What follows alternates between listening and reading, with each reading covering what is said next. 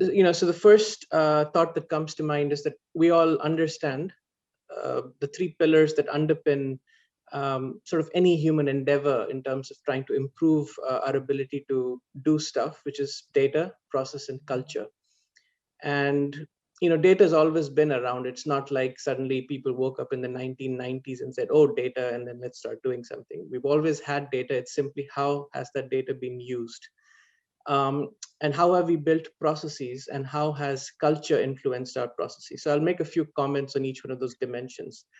The issue with the way that data was being used was, number one, it was being used in a very retrospective fashion at a population level. So you would get insights and you would understand statistical trends, and then you would try and enact legislation or policy to try and solve certain problems. It was also very reactive, very post facto. Something happened and then you react to it and you try and figure out what went wrong. The data would sit in different silos, and so the health and safety expert would know a whole lot about something, but the plant operation manager might not know as much about the kinds of things that lead to incidents. As time moved on and we understand how data can be used to solve problems, we switched from too little data to too much data, but too much of the wrong data. We said, hey, how can I just start using some data lying around here and do something with it? Or how can I instrument the system but not have specificity around what data I'm collecting, and if I even have the algorithmic ability to extract the insights? Reactiveness has another downside to it, which is that in a fast-moving environment, if you were to enact policy that gets outdated within a matter of months because the environment is changing, then you suddenly have a problem that, well, I probably need to collect more specific data at the right time and at the right place. And the automotive example is one that's rather instructive, right? So historical data, the driving cars is obviously one of the largest events that everyone in the world participates in, but it's also one that generates a huge amount of huge number of accidents. And so historical data used to be used for laws and, how do you change equipments and mandate stuff? How do you build insurance policies? So let's take the seat belt as an example, right? Seatbelt equipment as an equipment was mandated in the US in 1968. But it took until 1984 for the very first bill or law that said, nope, everyone needs to actually use their seatbelt. In that interim, there were studies that said maybe 10 to 14% people were actually using their seatbelt. So that's where culture comes into place. You can have all the equipment, but if there isn't the appropriate regime around how do you get people to actually follow certain things, you don't get the full, the full compliance with those rules or usage of that equipment.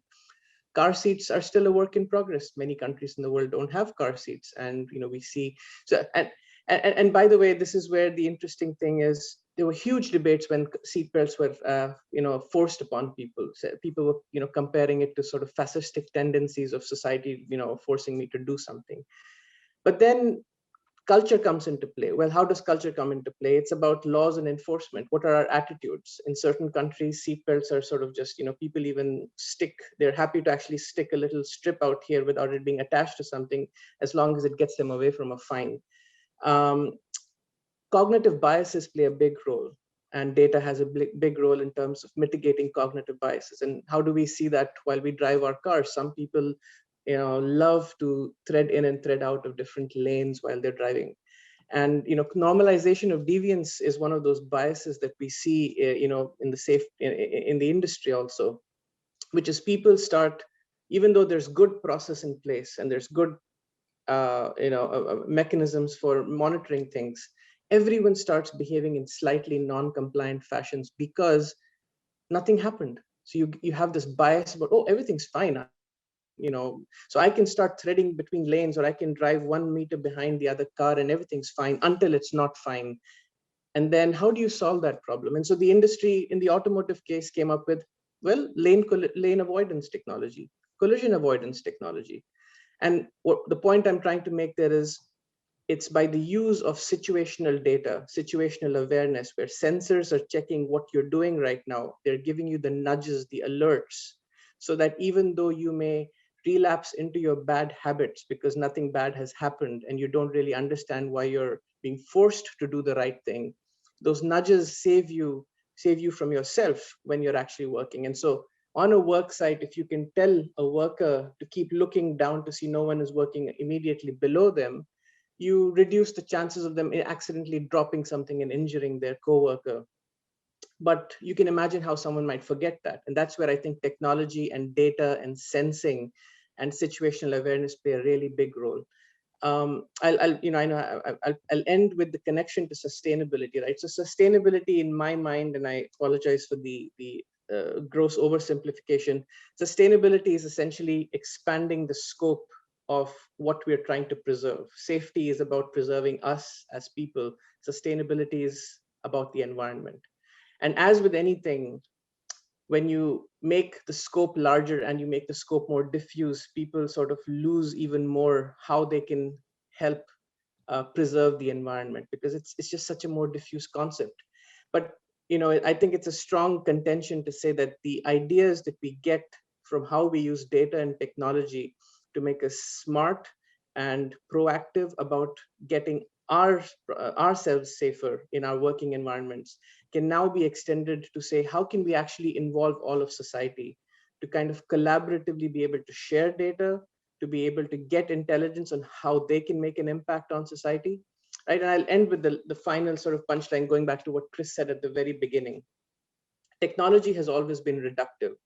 It says, take a big problem, break it into a small problem, and optimize that. Unfortunately, people issues and environment issues are not unidimensional issues. They require the whole of us to play a part. So when I want a worker to be safe, I want them to do good quality work, but I want them to do it safely. I cannot split their mind and their cognitive abilities into different parts. So it is the purpose of technology to not be reductive in terms of people's attention, but bring them together in a flow so that keeping themselves safe and productive is not a competition, it's actually a synergistic activity.